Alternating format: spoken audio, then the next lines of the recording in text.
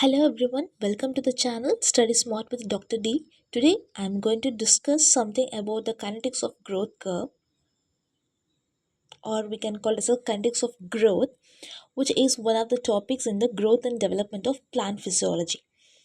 First, let us know about what is growth actually.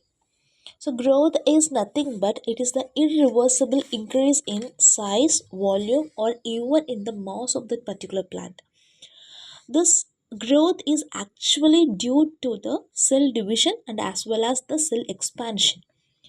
So this kinds of growth studies helps us to understand the how plant growth occurs over the time, analyzing the different phases and also the growth rates. When in talking about the growth phases in the plant, this growth curve or growth phase is S-shaped curve. S means nothing but a sigmoidal growth curve. So it looks like a sigmoid shape. The growth curve is sigmoid in shape.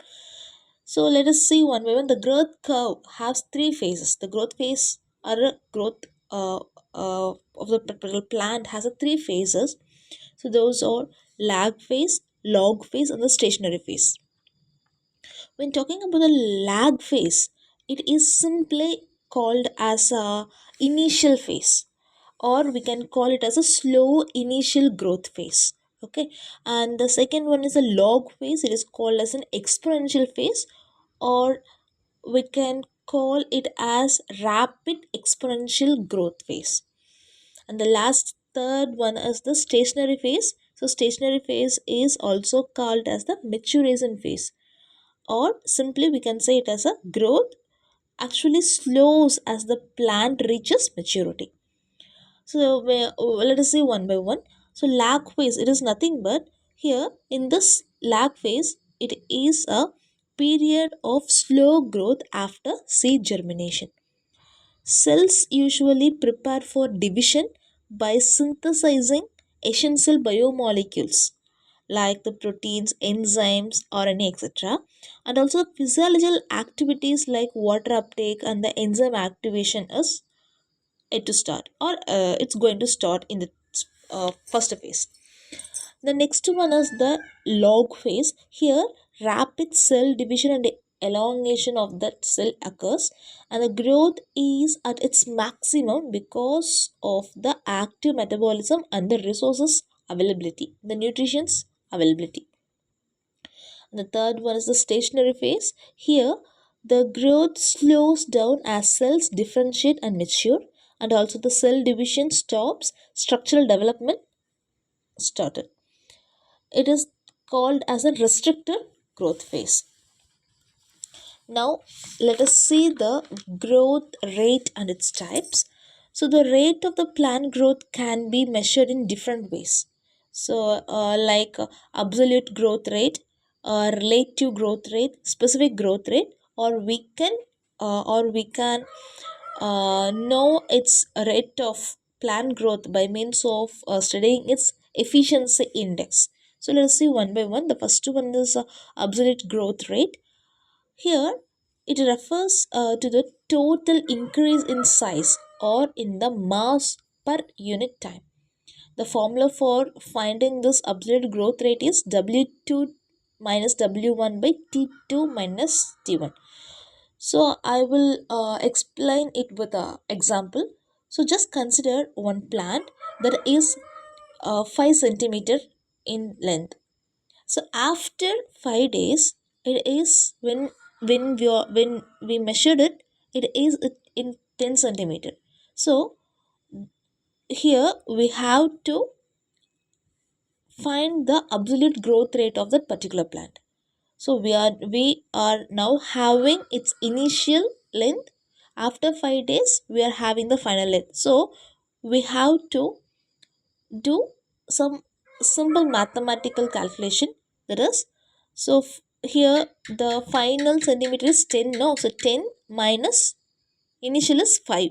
So final length minus initial length divided by the time taken for the growth. So the time taken is 5 days for that development. No, so here we have to find out the absolute growth rate by subtracting the final length minus initial length divided by the time taken for that growth. Okay, so that is a 5 days. So by so by applying this formula, we can able to find out the absolute growth rate. Next one is the relative growth rate. So this relative growth is calculated by measuring, or it measures the growth in relation to the initial size of the plant. So the formula goes like this: 1 divided by W into difference in the weight divided by difference in time. The third way of finding the rate of plant growth is specific growth rate. That is, we are going to find out the specific growth rate by by finding its growth rate per unit of biomass. And the last one is the efficiency index. Here it measures how efficiently plants converts the absorbed nutrition into biomass. Next, let us move on to the factors which affects the growth kinetics. So here there are two factors. One is the internal factor and another one is the external factors.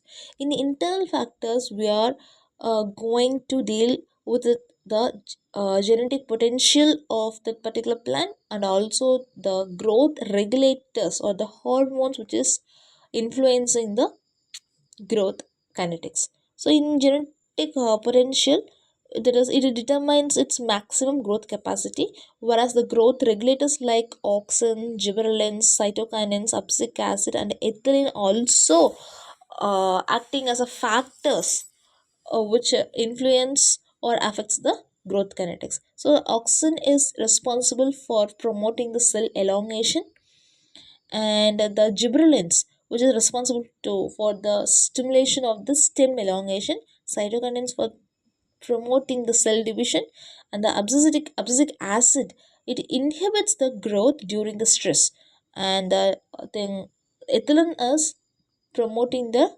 ripening and also the senescence.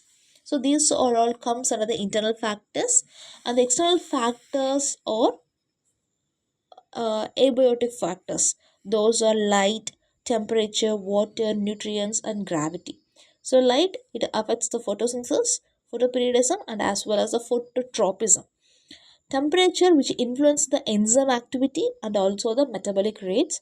The water, which is essential for all cells for its perfect functions. No, so it is essential for cell expansion, nutrient transport, and also maintaining the turgidity of that particular cell. Okay, and the next one, the nutrients, which regulates the growth, and the gravity, which governs the geotropism, it is the development of the root.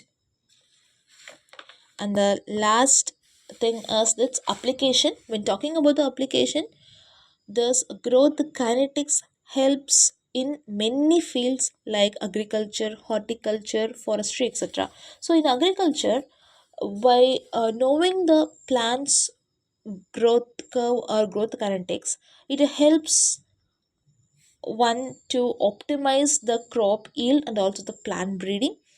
And the horticulture, the knowledge of the growth phases aids in the pruning, grafting, and also the fertilization timing. In forestry, it helps in predicting tree growth patterns and also the biomass accumulation.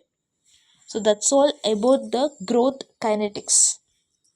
Thank you, Randall.